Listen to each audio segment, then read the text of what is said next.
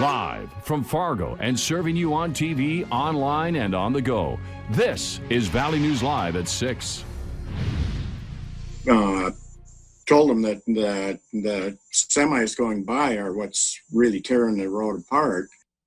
Road construction is in full swing in the FM area, and some of the money for these projects comes from your tax dollars in the form of special assessments.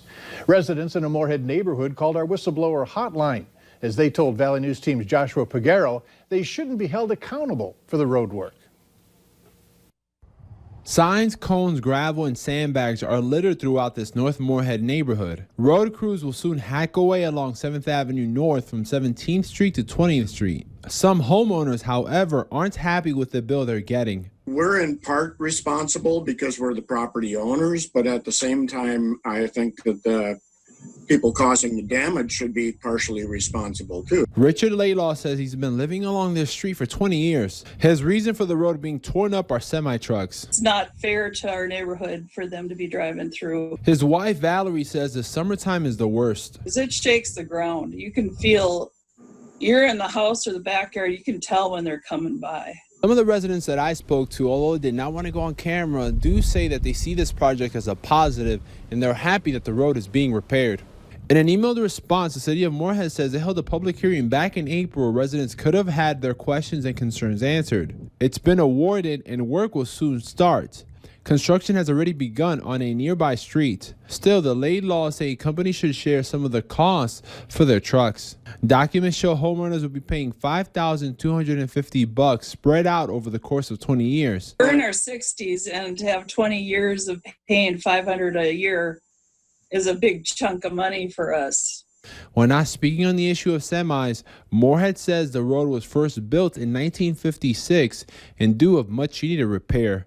In Moorhead, Joshua Pagaro, Valley News Live.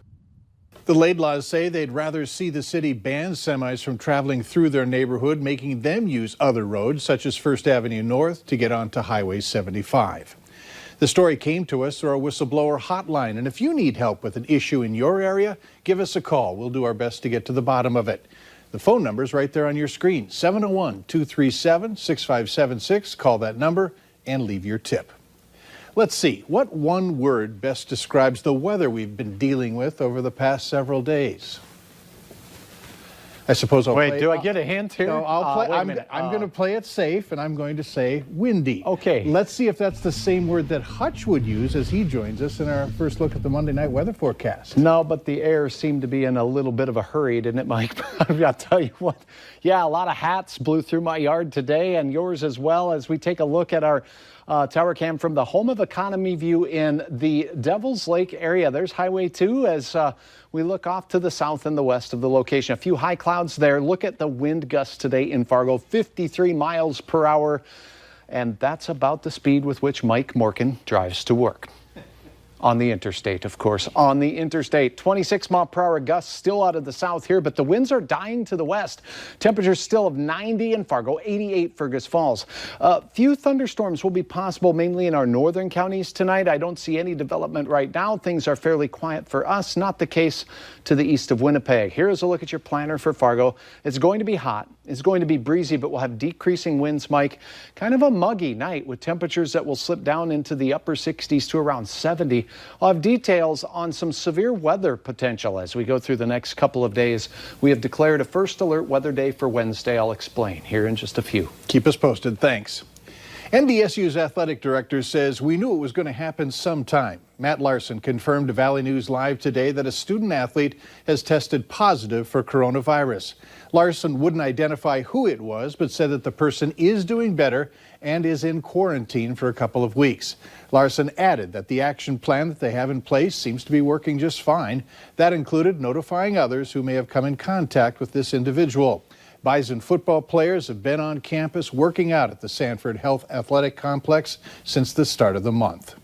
Some good news tonight. It's a quick update as Fargo police say 16-year-old Gabriela Samiengo was listed at a runaway juvenile last Tuesday has returned home safely. Deputies in Hubbard County are looking for the driver of a Harley Davidson who fled the scene of an accident after reportedly hitting a deer and crashing into a ditch. It happened last Tuesday evening around 8:30 southwest of Park Rapids. An investigation revealed that the motorcycle was allegedly traveling northbound when it hit a deer. Anyone with information on this crash is asked to contact authorities. The phone number is there at the bottom of your screen, 218-732-3331. 2 marches are planned in Fargo this Friday and Saturday, and organizers by Black Lives Matter and One Fargo. A Facebook post says Friday's march will start at 9 a.m. at Island Park. It's being called the Juneteenth March for Justice. The events come after a peaceful rally at Island Park 10 days ago. Details are still being developed. Organizers say both marches will end in the daytime. Stay with Valley News Live as this is a developing story. A police officer is recovering after he was shot during a fight with a teenage suspect. It all happened around midnight when police tried to arrest an 18-year-old man in St. Cloud when the guy took off. Officers later found him and tried to arrest him. That's when he put up a fight and shot an officer with a handgun.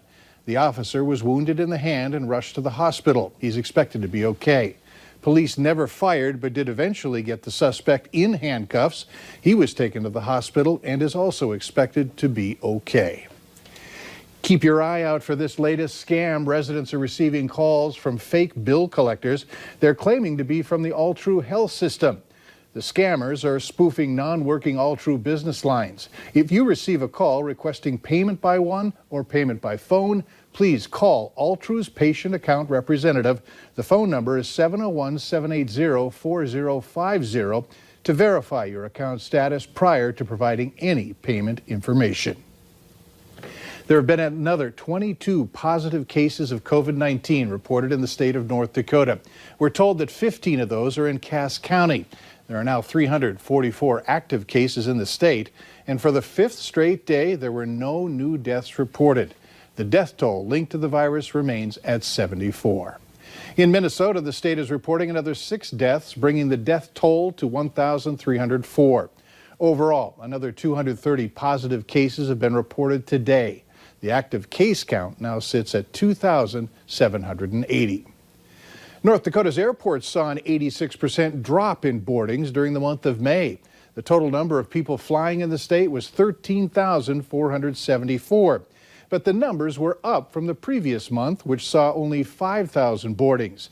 That was a 95% drop from normal averages. Officials say now that extra health precautions are happening, they hope to see those numbers rise. Today marks 100 years since 3 black men were lynched in Duluth, Minnesota. The 3 were lynched by a mob after being wrongly accused of raping a white woman. A 4th man was convicted and jailed in connection to the alleged rape. Last Friday, Minnesota Governor Tim Walz granted the man the state's first posthumous pardon. Today, the governor visited a memorial to the 3 lynching victims in Duluth. The governor praising the community for acknowledging its painful history and the connection to present-day racism.